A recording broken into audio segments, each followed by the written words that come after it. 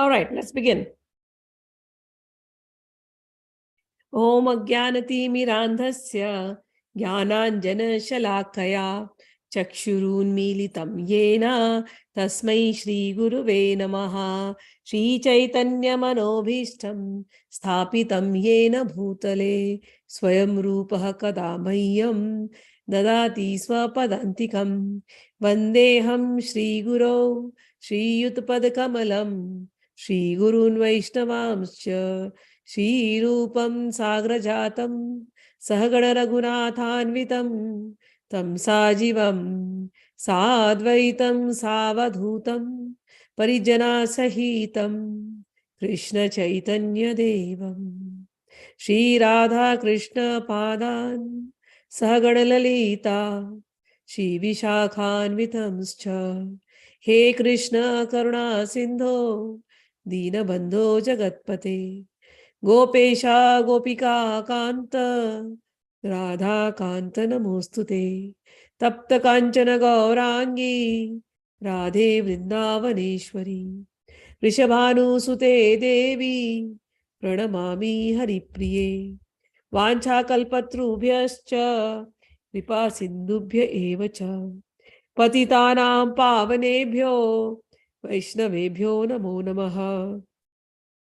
श्री कृष्ण चैतन्य प्रभु नित्यानंद श्री अद्वैत गदाधर श्रीवासादि गौर भक्तवृंद. हरे कृष्ण कृष्ण कृष्ण हरे हरे, हरे राम राम राम हरे हरे. नमो महावदन्याय कृष्ण प्रेम प्रदायते कृष्णाय कृष्ण चैतन्य नाम्ने गौरत्विषे नमः. We are on chapter 2, Sankhya, contents of Gita summarized. Bhagwan is talking about soul. This chapter is a very long chapter. It has close to 72 shlokas. And I always tell you, for me, it's like this is the knowledge express train. We are going in this train and there are different stops. There are 18 stops. First stop we finished. The second stop is a very long stop. We are going to discuss this over and over again. Same shlokas I may repeat like maybe 2-3 class also. Because this is the basis. This is the foundation. If the foundation is strong, then everything else will be strong. This chapter is called Sankhya Yoga. Those who are applying for Sri Vidya initiation through the forms on the group, my one condition is they have to attend the Gita class and they have to understand Gita. Many times people don't want to attend Gita because they think I'm going to talk about Krishna or some organization or something, but it is not the point. I'm not going to talk about anybody. For me, Gita is Bhagwan Krishna's knowledge.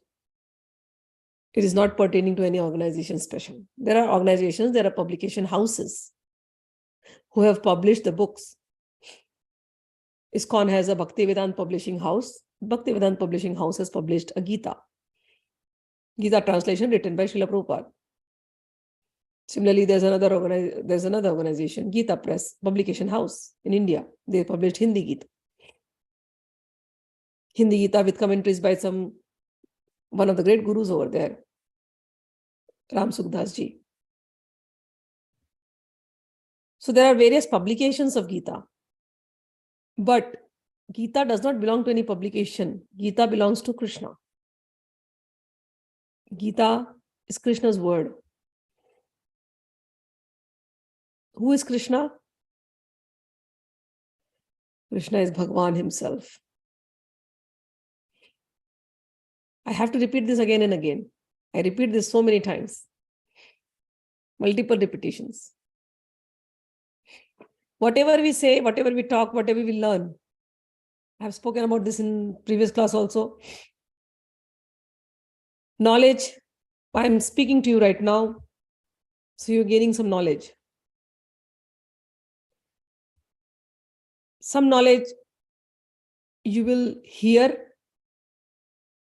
And then from one ear you hear and the other it's gone. In Gita, there are so many things. certain things are very, very important. You cannot allow to forget. You have to deeply understand it. So one knowledge is just by hearing. You heard it, but you did not practice it. You did not even think of it. You did not even contemplate on it. You heard it, gone. It's like drawing a line on water. You drew a line on water. That line goes away within a second. Similarly with knowledge. You heard it, went away. There's another level that you hear the knowledge. You read it. You contemplate on it. You think on it. Some part of it, it will stay in you for a very long time. It's like drawing a line on sand. You draw a line on sand, on dirt. It will stay for some time and then it will go away. We have learned so many things throughout the life. So many books we have learned. We have read in the past. We have learned so many things in our school, in our college life. Some of the knowledge is still there. Most of it is washed away, but some of the knowledge is still there. Out of that, some knowledge, we have practiced it. We have practiced it so much that even if in my dream somebody wakes me up and, I'll be able to talk about that. Or we have practiced it so much, we have experienced it, and then we speak with experience. Oh yes, I learned this and I experienced it. Then when we speak with experience, that knowledge is deeply etched into you. That is not going to go away from your consciousness. It is always going to be there in you. That will define you. That's your consciousness. That becomes your consciousness. It defines you. A man is known by the company of books he keeps. They say, right? Books means knowledge. What knowledge you have. So that knowledge that has changed your consciousness, that has become your experience. That knowledge is like etching a line on stone. That is very hard to erase. Something you etch on a stone, it's very hard to erase. It won't go away. So when we read Gita, this is how we have to change. That knowledge has to be staying like this, like as if it is etched on the stone. It has to change your consciousness. You cannot be the same person which you were before. Everybody is changing every second. Every second we are changing. Every second. We are evolving. Every year we have evolved. But with Gita, the evolution will be very fast. Now you are spiritually evolving. The knowledge of Gita theory starts from making you understand who you are. Who am I? I am the soul. I am the spirit soul. I am Jivatma. Those who are applying for the initiation in Sri Vidya, I have asked them to learn Gita also through me.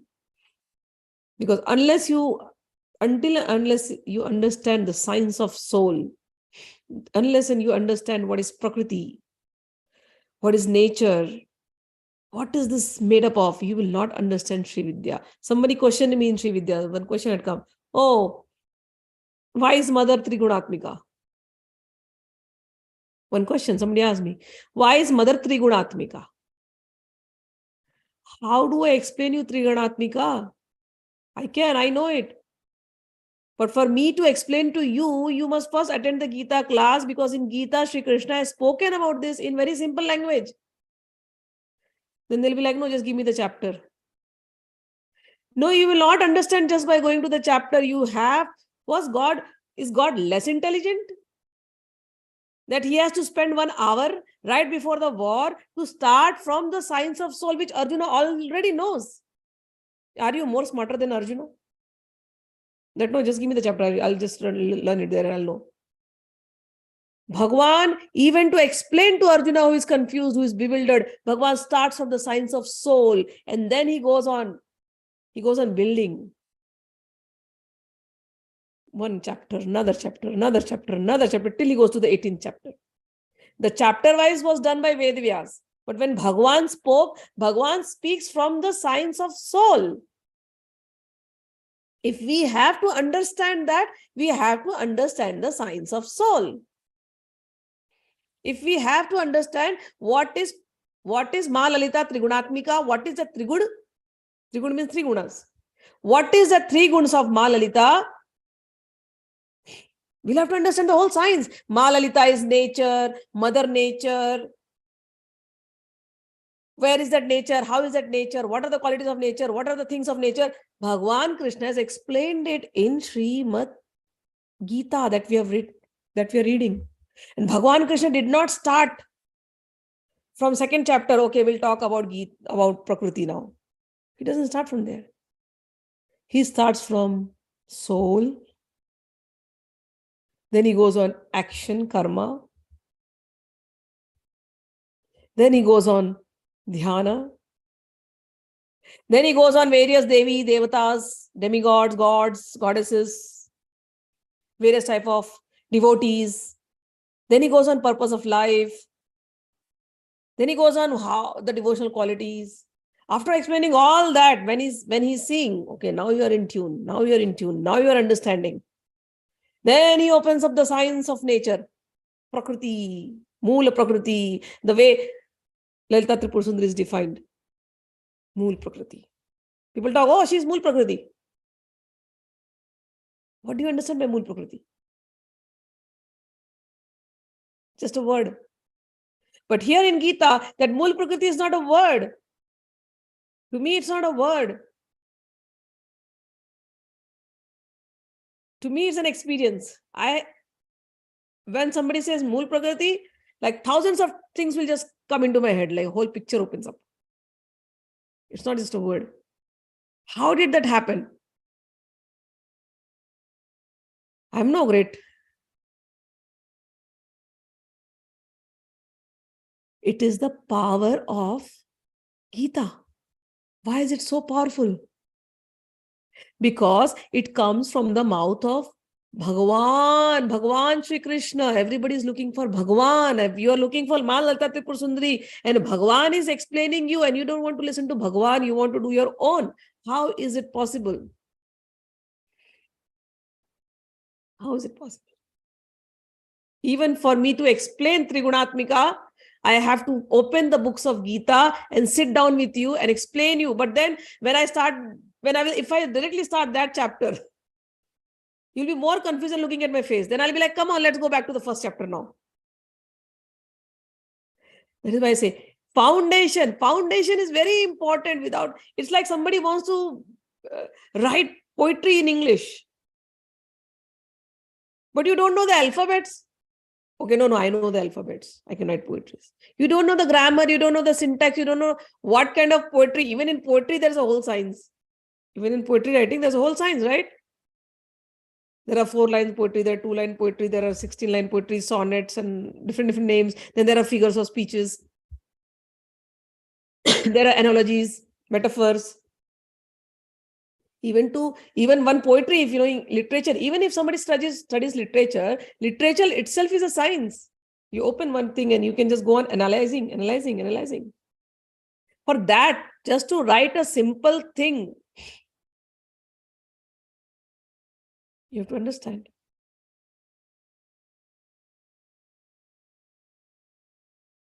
That detailed science is given in Gita. Now Sudhaji has written Mool Prakriti means basic nature. What is that basic nature? Where is that basic nature? Is that nature? So what is that outside what you see? in the world when you go out in nature? What is that basic nature? Is it your basic nature? Is it nature outside? And everybody's basic nature is different. Animals' basic nature is different. A lion's basic nature is different. A human being's basic nature? You can't even guess. At least a lion, I know it's a violent lion. I know it will eat. It has a violent. It is an aggressive nature. I can define. A snake, I can define. A cow, I can define. A dog, a cat, I can at least define the nature, the basic nature. What about humans? How do you define their nature? And humans, the nature is changing. So when the nature is changing, what is that is changing? I'm just putting questions, okay? So that it will make you think. That is not today's subject matter, because you said basic nature, Moola Prakriti. This is just a word. But right now, from that Moola Prakriti, that word, how many things came? And if you say Moola Prakriti, if Moola Prakriti is changing, in human, Moola Prakriti is changing, somebody might be very bad, but they become very spiritual. Then Moola Prakriti changed. And Mool also does not mean basic. English gives basic. Have you heard the word in Hindi? Jad Mool. Jad Mool. Mooli. Mooli khate hain na hum log? Mooli, we eat radishes. What is Mool? Mool means root.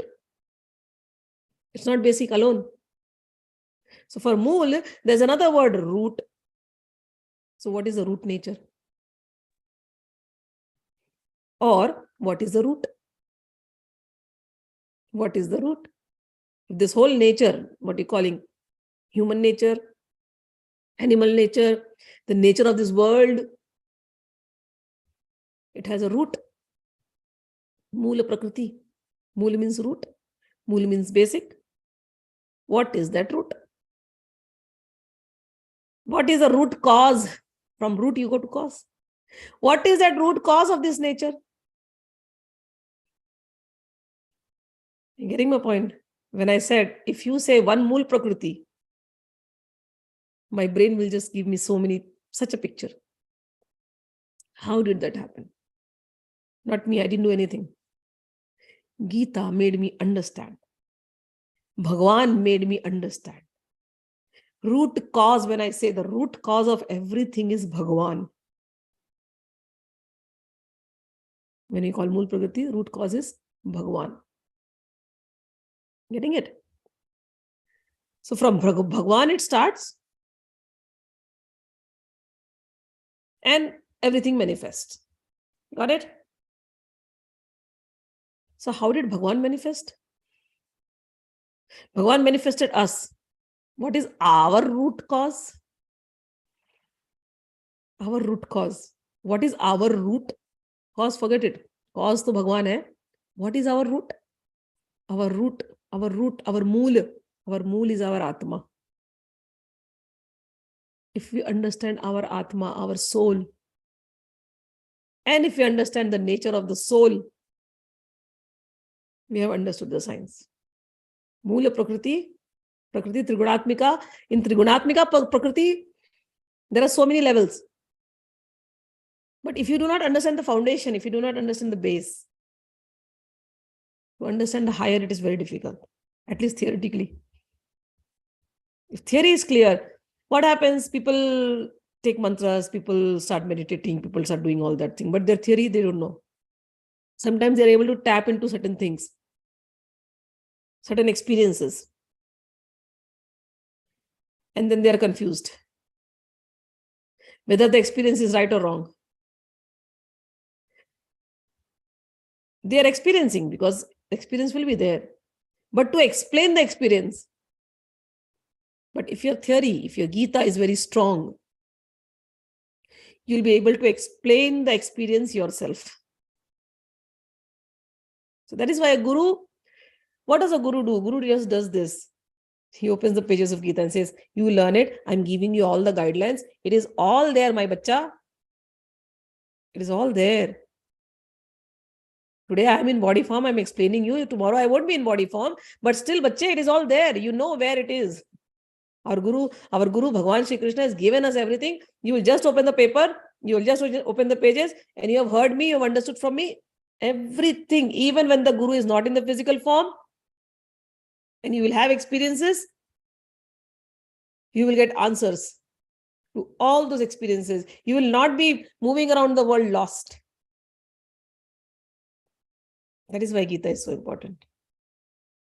Trigunatmika, Mool Prakriti, Chitta, Buddhi, Ahankar, these words. Devi is Chitta Shakti. What is this Chitta Shakti? We'll talk about consciousness. What is that consciousness? All this science is given in Gita. If you understand Gita, you understand everything. So here, the science, as Bhagwan said, the science does not directly jump into some here and there. The science starts with the root. The root is the soul. And root of even this soul is the super soul, the cause. We are part and parcel of the super soul. We got it? So root of our existence is our soul, but the root cause of our soul's existence is the super soul. So Bhagwan lives and we live. Got it? All right.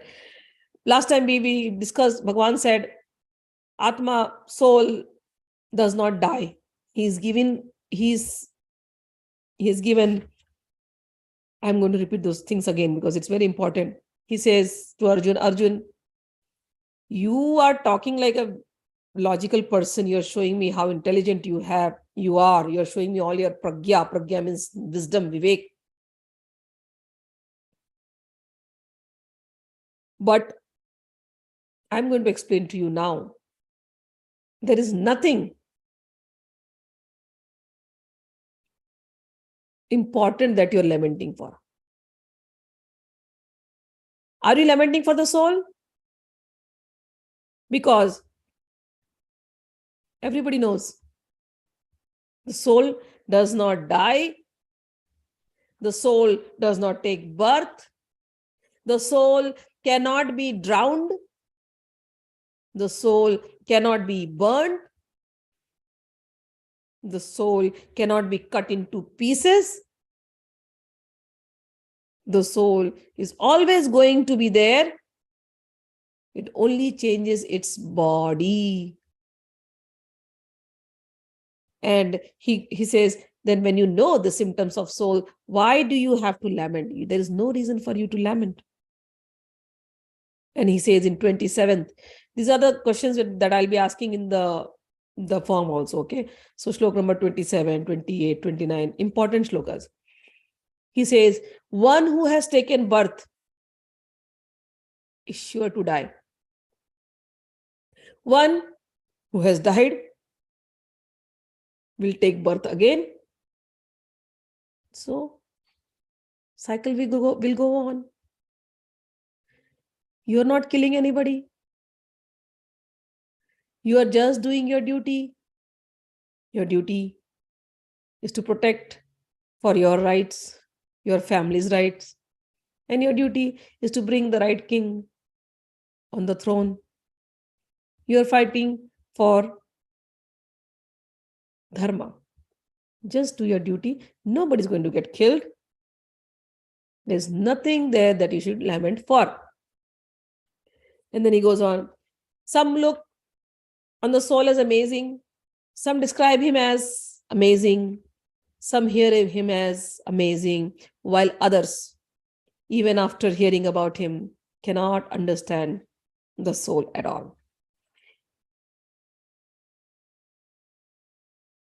Oh, Arjuna, soul dwells in the body. It can never be slain. Therefore, natvam shochitum harasi. Therefore, you should not lament. And considering your duty, you must fight. on the basis of religious principles, and there is no hesitation. You should not hesitate. And he says, if you run away also from this battlefield, you think people are going to praise you? No. You are trying to show, oh, how nice you are. You want to forgive everything. You are not interested in anything. You are not greedy about anything. Do you think your opponents will think, wow, he's so great. He's not greedy. He left the war. No. They are only going to make fun of you. You'll be like, okay, I don't care about them making fun. Let them behave like that. But what about the people who are trusting you? What are the people who have pinned their hopes on you? They're on your side. You will leave them in jeopardy. You will just leave them like this. They don't know what to do. And you want to run away, saying, oh, I want to be very nice to my family. What family? What about these people? What about the soldiers on your side? They're not your family. Only your immediate ones are your family.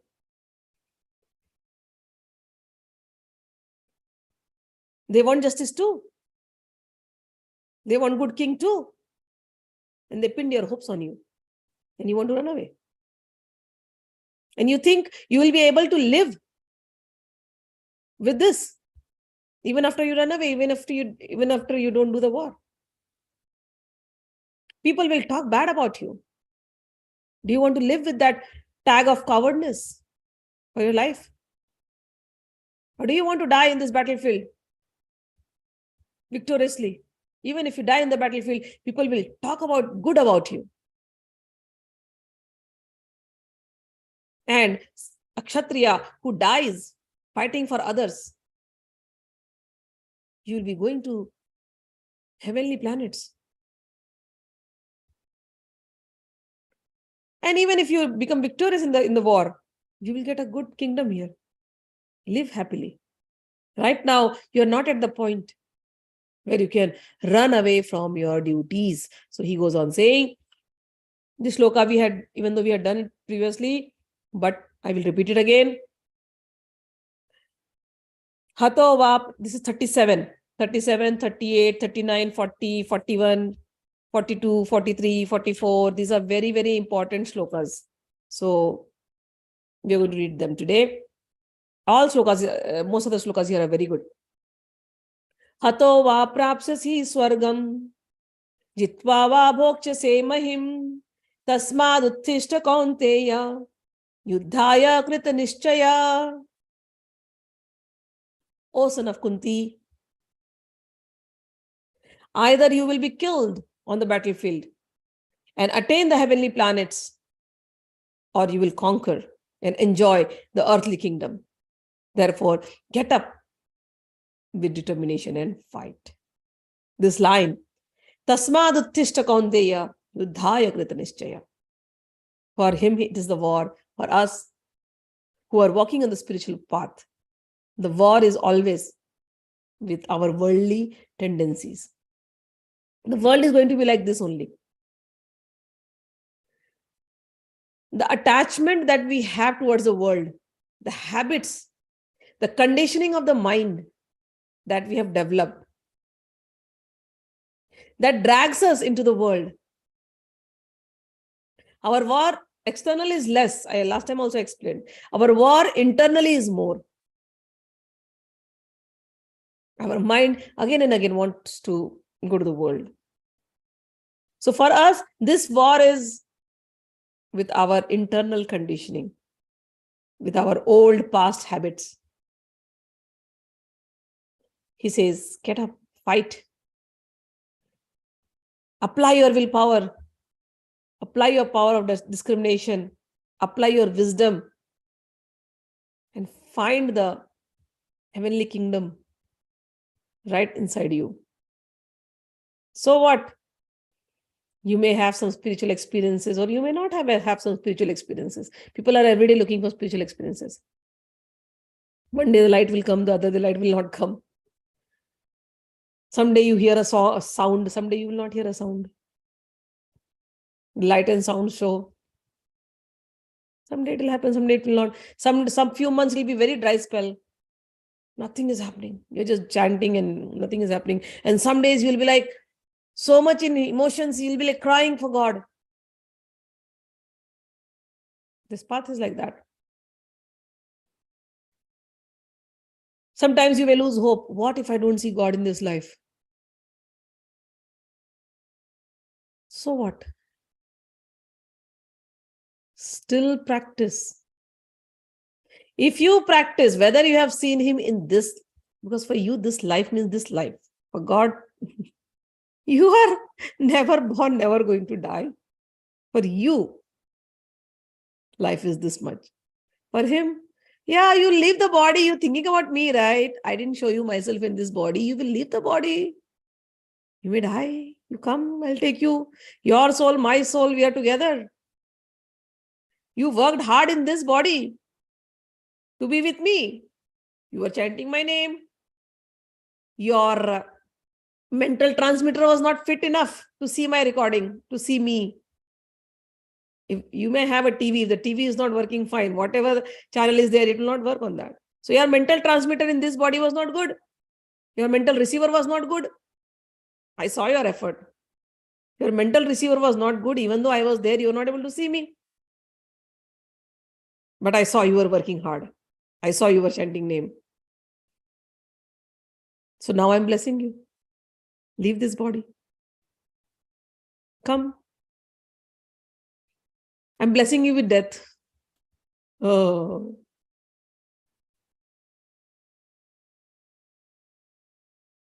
Come to the spiritual world. I'm there. Whether you see me in this body or whether you don't see me in this body. If you have done something in this path, he will say, Krishna will say in the next Shloka, it will come. It will not go waste. So every day thinking, oh, today I'm going to see, today I'm going to see, today I'm going to see. No, you just chant God's name. That's it. What experience will happen, whether in this body, in this life, in next life? That also Krishna says.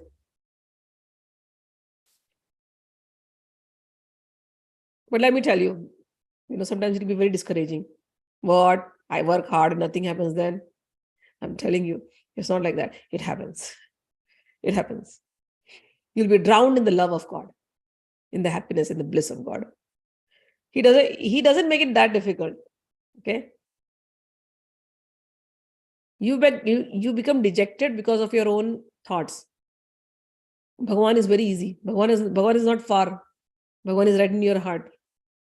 But the thoughts of dejection, the thoughts of negativity that you develop, that is what keeps you away from him. He's right there, right there. Okay? All right. So he says, Atova prapsasi sargam. So what if you get an experience or not? But if you have tried, if you leave this body also, you're going to go to God's place and see him. If you didn't see him in this body, no worries. After leaving the body, you're going to go there. And maybe you fine-tuned so much that in this body itself you saw it. Either ways, it is beneficial. So fight. Get up. Wake up. Arise awake.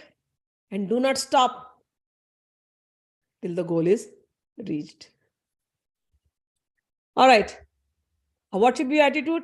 Sukha dukkhe same kritva labha labho jaya jayo tato yuddhaya yujyasva naivam papam avapsyasi. He says, these shlokas you must remember by heart it. These are positive words, positive affirmation when you feel low in spiritual path. He says, make your mind. Do not get sad if you don't see me if you don't see any spiritual progress. Do not become sad. Do not get elated so much. Oh, I am seeing all this now. I am greater. And then you go on discussing with everybody. I saw this, I saw that, I thought, No. Normal. Take every experience with a samata. Samata means equipoised, equanimity. Whether you get something or whether you lose something physically in the material world, Don't get disturbed by that. Whether you are victorious, whether you lose, don't get disturbed by that.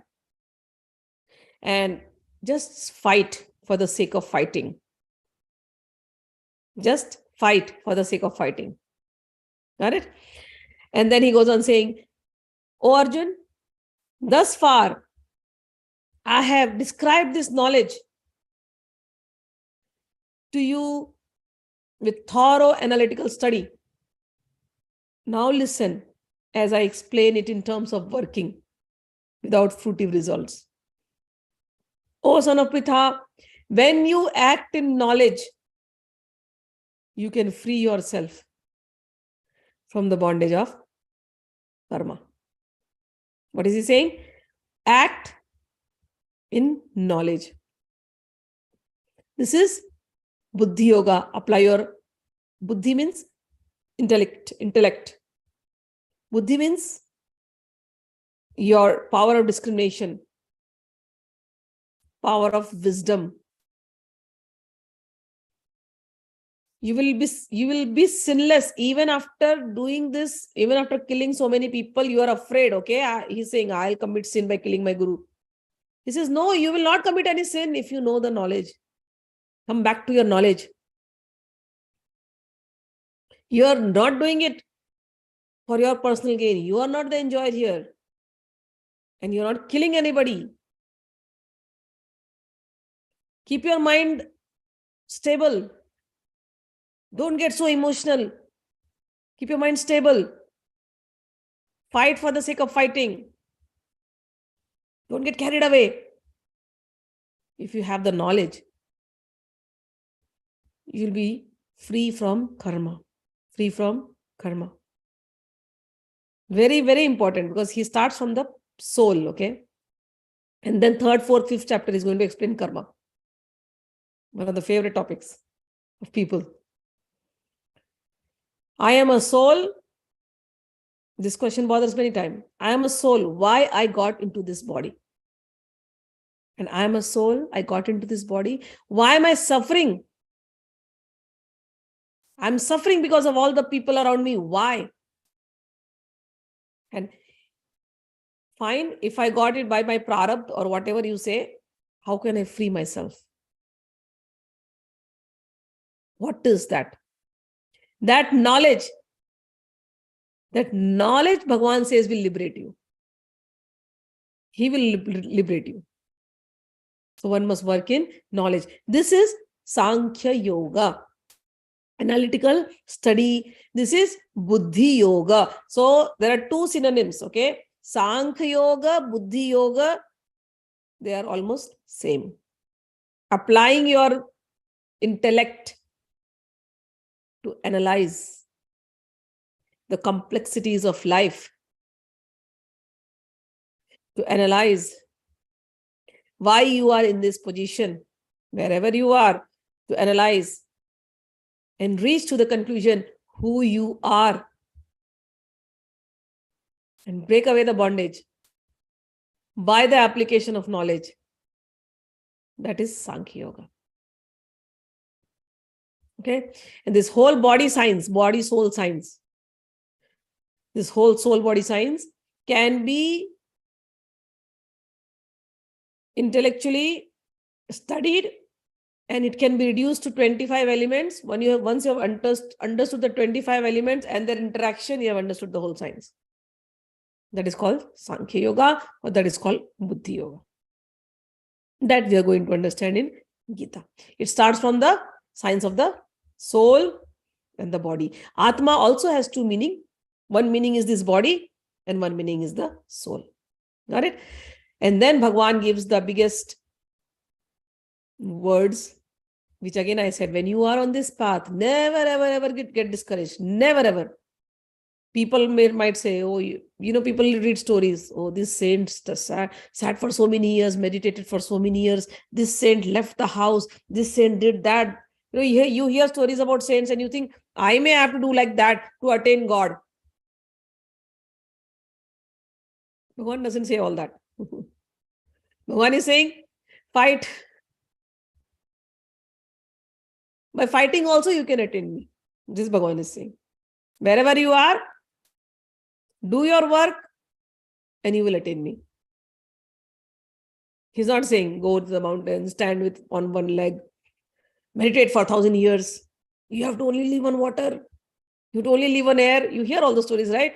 Those stories were applicable in Satyuga, Treta Yuga, other yugas, not in this yuga. He knows. He knows what position we are in.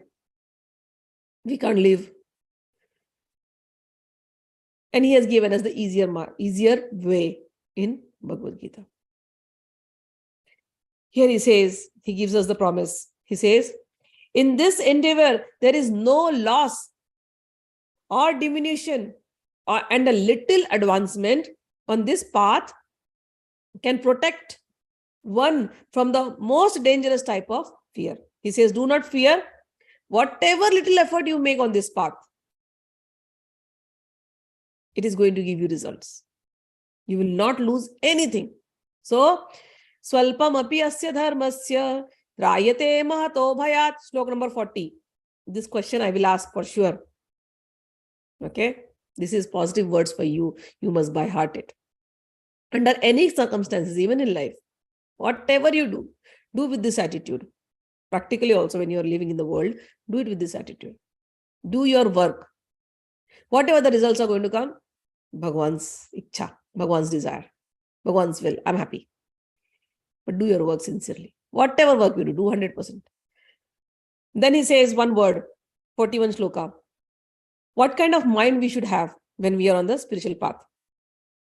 Vyasmika buddhi ekehe kuru nandana bahu shakhayanantasya buddhyo avavyasainam.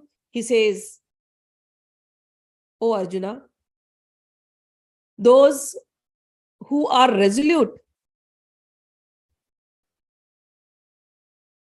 in purpose, those who are in path, on this path, and who are resolute in purpose, and their aim is one. So when you are walking on this path, your resolution, he's saying, he's pointing on the resolution. Your sankalpa has to be very strong. When we do Lalita Sahasranam or anything, right? First thing we do what? Sankalpam. Sankalp, right? We do the rituals. Any puja you do, first they will say, oh, take a sankalpa. And people are like, okay, what should I put for sankalpa? Water, this, that. They are thinking like ritual. But what is a sankalpa? Sankalpa means resolution. That whatever come, whatever. I am sitting now. I am going to do this puja. I will not take my mind here and there, no matter how many distractions are there in the world. For the next 1 hour, if I have decided to do Lalita Sahasranam, or if I have decided to do Bhagavad Gita, for next hour, if I have decided to do some mala chanting, mind is focused on that. Now my mind will not go anywhere. One pointed. That is called resolution. Sankalpam. All puja, before all puja, we do this sankalpa. Sankalpa means one pointed resolution that we will not take our minds here and there. We will focus 100% in the activity of chanting or worshipping or whatever we are doing, or listening the Gita. What? So he says, this buddhi is called vyasmika buddhi. You can mark it. Vyasmika buddhi. What is vyasmika buddhi? Vyasmika buddhi means one pointed resolution to reach the highest perfection in spiritual life. One pointed resolution to reach the highest perfection in spiritual life is called vyasmika buddhi. What is the purpose of Buddhi Yoga? The purpose of Buddhi Yoga is to lead you to this vyasmika buddhi. Those who are on this path, resolute in purpose, and their aim is one, are resolute in purpose and their aim is one. O beloved child of Kurus, the intelligence of those who are irresolute is many branched. I'll read the purport for the Shloka number 41. It's a very important one.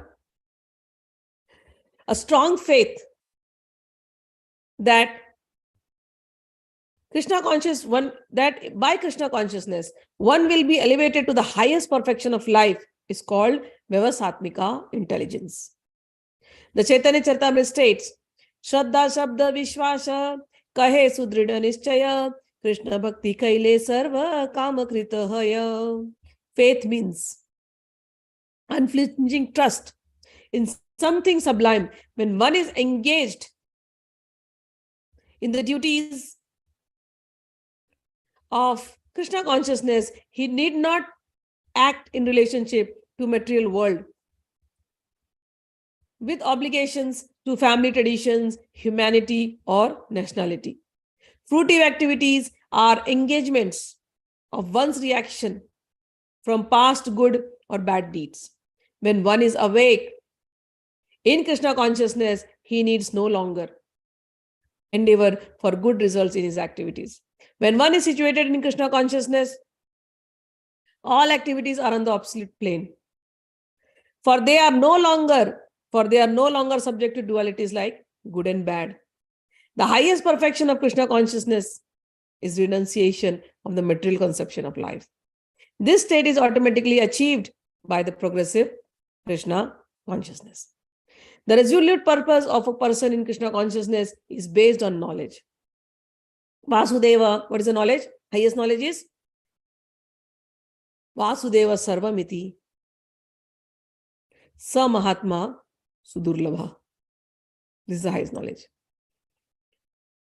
A person in Krishna consciousness is the rare good soul who knows perfectly that Vasudeva or Krishna is the root cause of all the manifested causes. We were talking about Mool Prakriti today, right? Mool, root cause.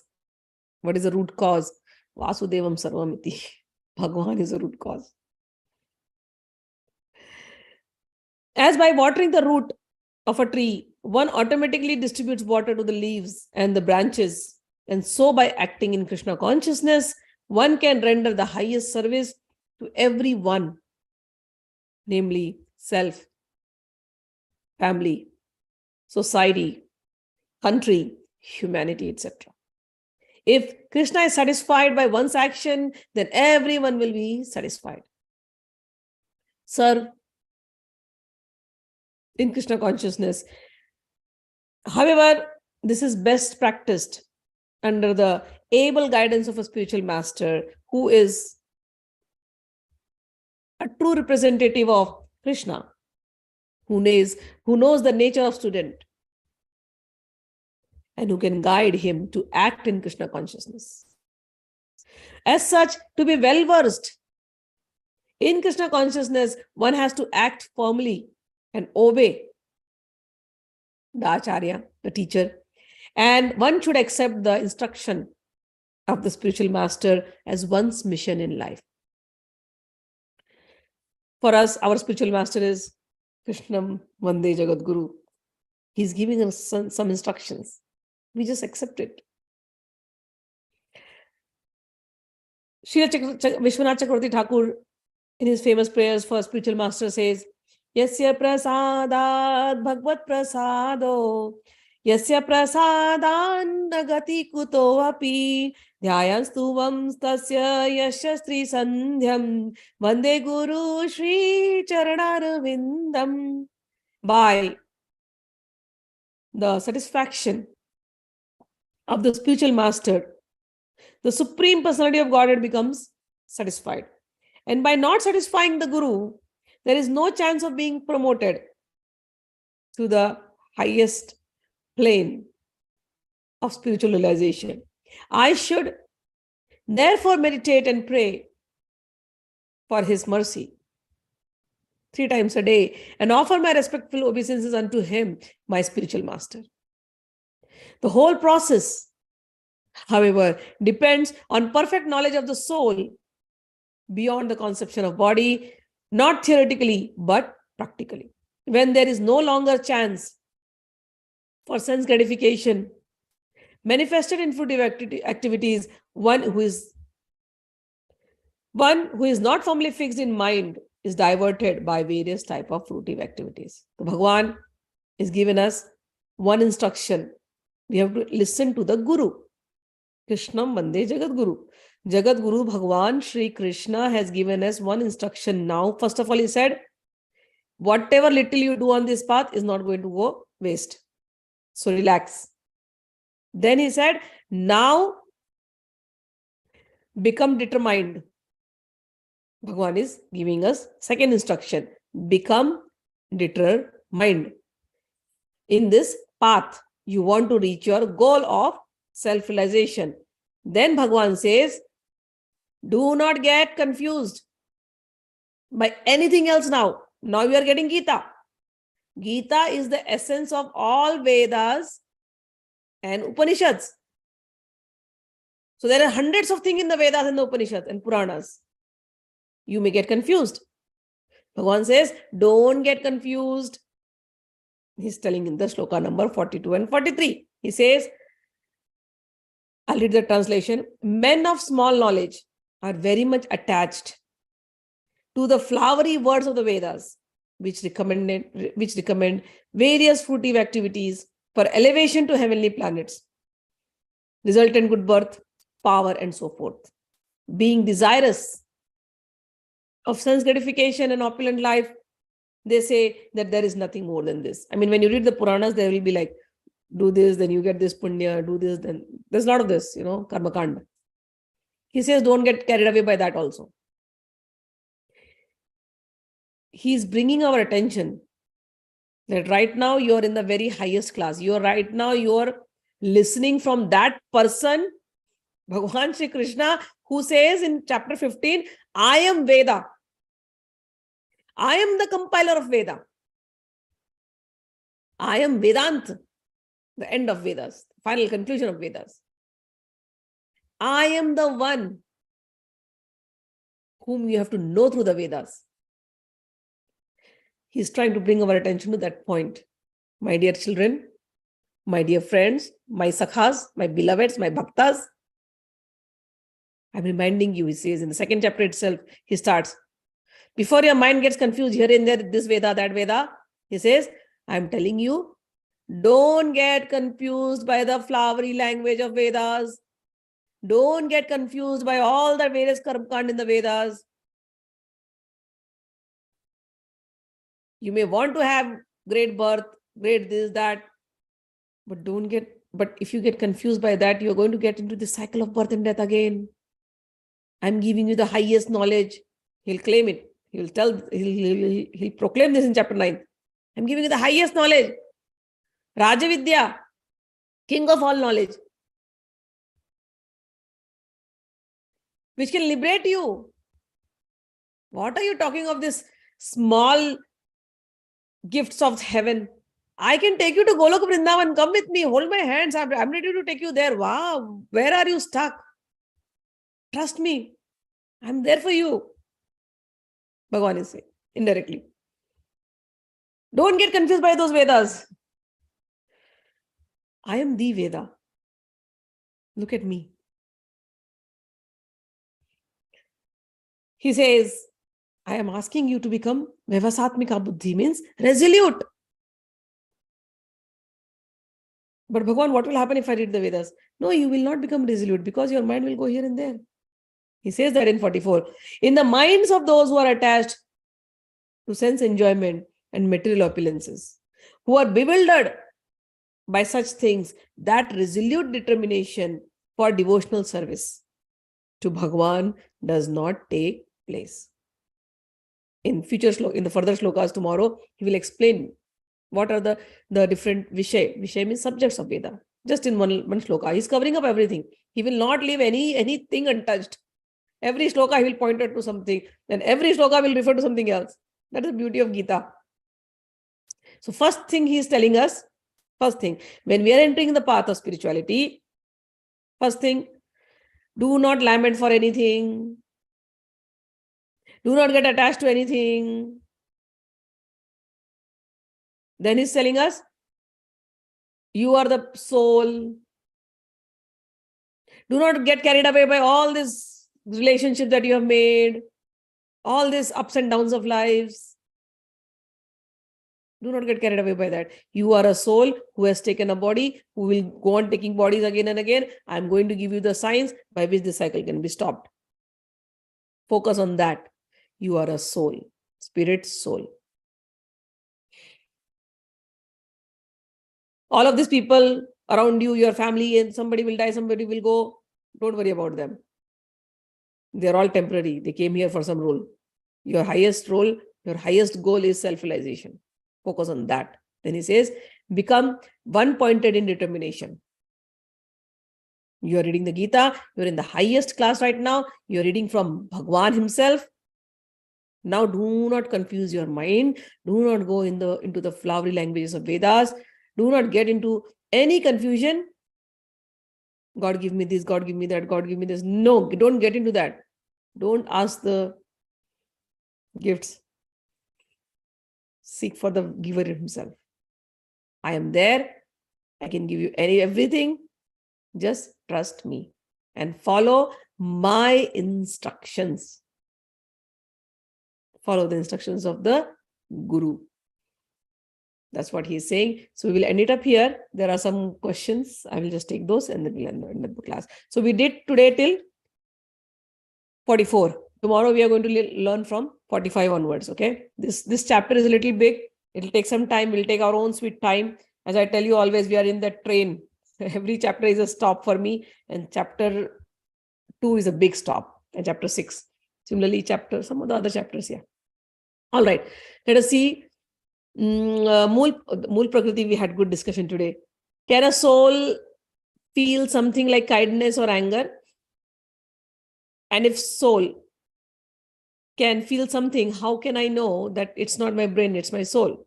And what is emptiness in meditation? Is it my brain illusion or my soul emptiness? Soul, first of all,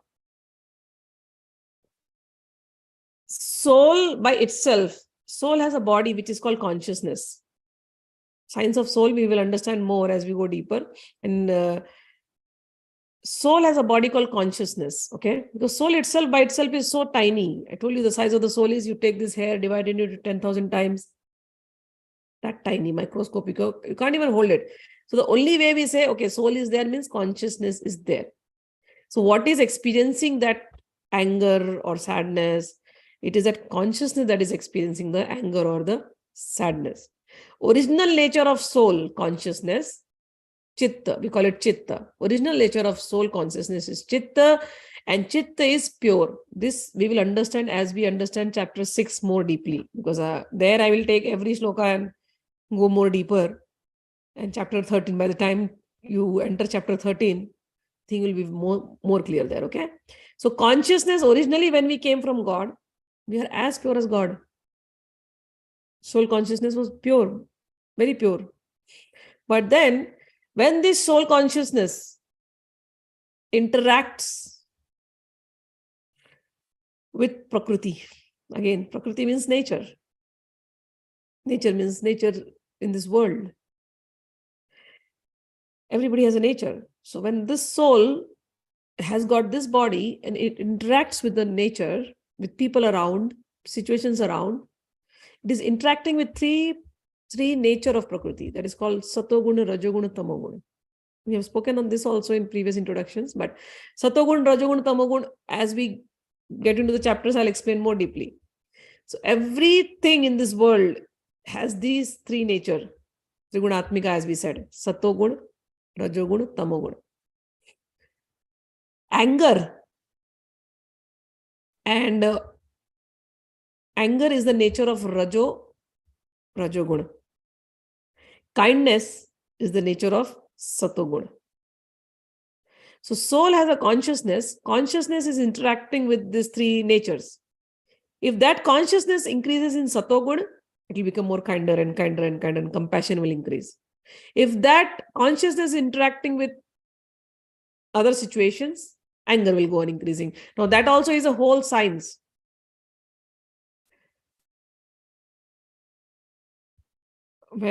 I mean, I'll be able to explain in chapter 6, but for now, because I'm not able to understand how, because your foundation, I don't know what your foundation is, how strong it is, because I'll go on explaining like science.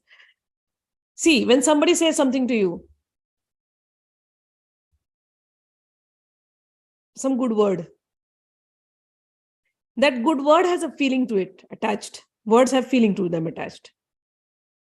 Even though they are sound vibration, but they have feelings attached to them. That word enters into your ears.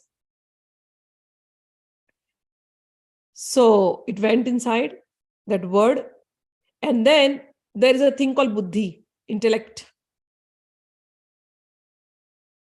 That Buddhi will find out, okay, good word. Then there's another department, man. That good word will create a good feeling into you.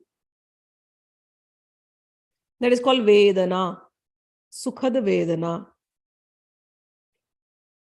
So the sound vibration entered your ears, okay, tanmatra entered your ears, the brain, the intellect dissected it, found it good word, and your body is experiencing good Vedana, good emotions. And your man is again one extension of your man. Has two types, conscious mind and subconscious mind. Okay, so that conscious mind is now getting the feeling, okay, this is good, so one memory is stored in the conscious mind, good, this word, this person, good consciousness, so mind becomes good. So one memory is stored in your conscious mind, and that feeling of goodness is stored in your subconscious mind. Somebody else comes, starts criticizing you, starts giving you bad words, start telling you things which hurts you, and you're getting angry. Because those words, again, because of sound vibration, that sound vibration entered into you, and your intellect deciphered, oh, this is bad word, bad person, I'm getting angry. And that man, because that bad word is giving some bad feelings to you, dukhad vedana. And man, the conscious mind, is storing that feeling. Oh, this is sad, I'm angry. And your subconscious mind is storing that feeling of anger. So every situation in this world, you are going through this. You are storing those seeds of anger, those seeds of happiness, those seeds of despair. All these seeds are being stored in your subconscious mind. This subconscious mind is your soul body. When you came, that subconscious mind was pure. But because of the interaction with the world, the subconscious mind is now storing seeds of anger, lust, jealousy, because of the interaction. And the subconscious mind, when it is storing all these things, the subconscious mind is becoming contaminated, which is supposed to be pure, but now it is becoming contaminated. You don't even know, but you have done it. Every day you're interacting so much, so many things. Conscious mind is interacting, and subconscious mind is picking and storing that. When we are reading the Gita, for the past 1 hour, I explained all this whole science to you, the process. Conscious mind has learned it. Now the subconscious mind has stored it. That, okay, this is the process. When you read chapter 12, other places where Bhagwan will mention many positive words. So your subconscious mind is, the words are going through your ears. Conscious mind is, your intellect is, deciphering everything, the essence of it. Then the mind will go on storing positive words. So when you lessen your interaction with the world and you increase your interaction with Bhagwan and his messages, then that subconscious mind is storing beautiful things, beautiful feelings. So this is the whole science. So when you are entering into the Sankhya Yoga, when you said brain illusion, no, it is not a brain illusion. Emptiness is not a brain illusion. Emptiness happens when all this deciphering stops and the mind is filled with pureness, purity, Satchit, Anand, when the mind is filled with Anand. That is the stage of emptiness. And that Anand is not subject to anything external. No. That is your real nature. That is you. It is not subject to anything external. You work it out, you work it out, you work it out. Now, this what I'm trying to teach you is Gyan Marg. You work it out, you work it out, you work it out, you work it out so much. You are so aware. Things go from here, this conscious mind. No, subconscious mind, it will not. It will not become my sanskar. It will not become that impression, the impression I taught you maybe in today's class or some other class. 3 types of impressions we are making all the time. One impression, it is called sanskar. One impression is impression making on the water. When you are aware with that knowledge, okay, no, I am not going to get angry with anybody. Even if I get angry, that will be just like the line on the water. I'm not going to carry it deep inside me. Some people, I'm getting angry more, but it will be like the line on the sand for 2-3 days. That's it.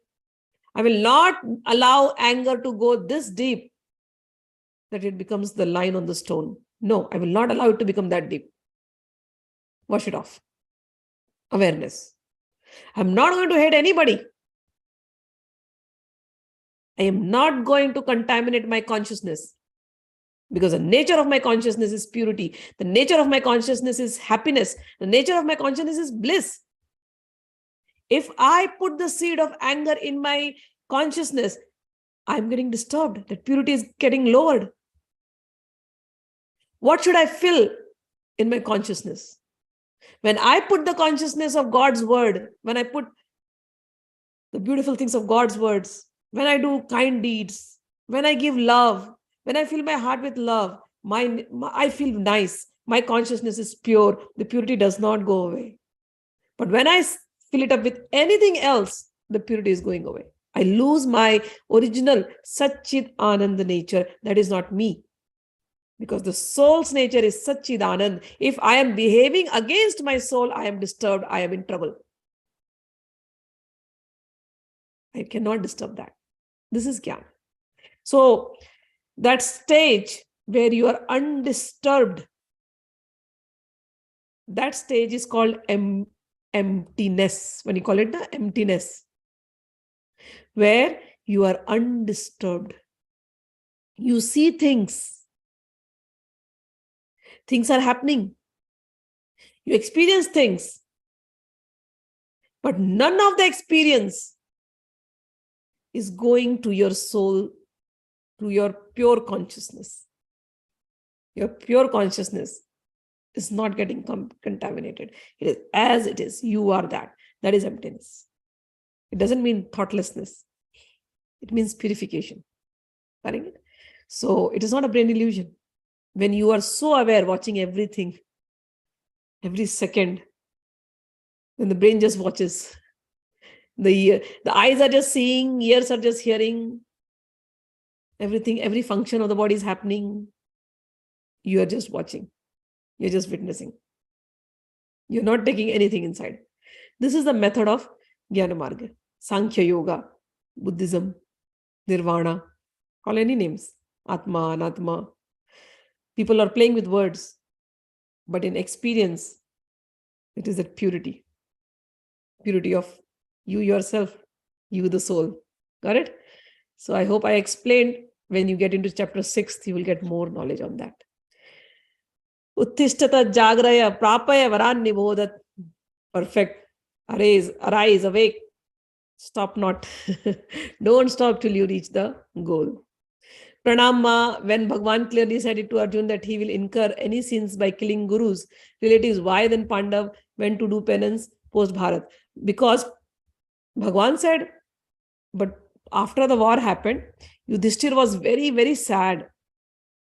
it happens, no? We do certain things. We don't want to be doing certain things, but we are pulled in a situation where we do, even though they had not incurred any sins, because they did it for God, but they were feeling the sadness.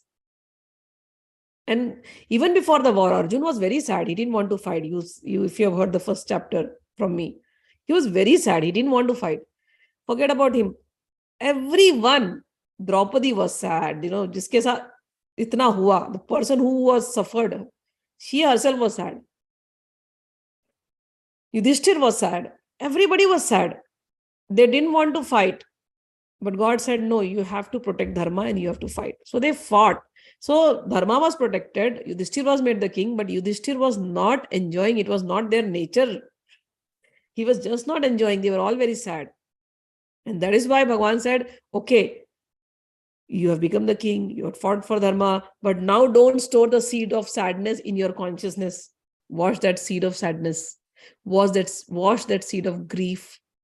Now things are in order. Now you can go and sit and meditate, and whatever despair, whatever grief, whatever sorrow, whatever things, as I just now explained to you, whatever you are storing in your consciousness, purify it. And that will only happen by penance. Go and take God's name. Fill your heart with God's consciousness before leaving the body. Do not fill your heart with the memories of the war. So that is why they were advised to go to penance. Ramchandra did the penance. Everybody has done the penance. So penance is very important to wash out memories, to wash out things which we should not carry before leaving this body. Our heart should always carry the love of God, okay? And not be burdened by what did I do? Did I do it wrong? Yeah, no.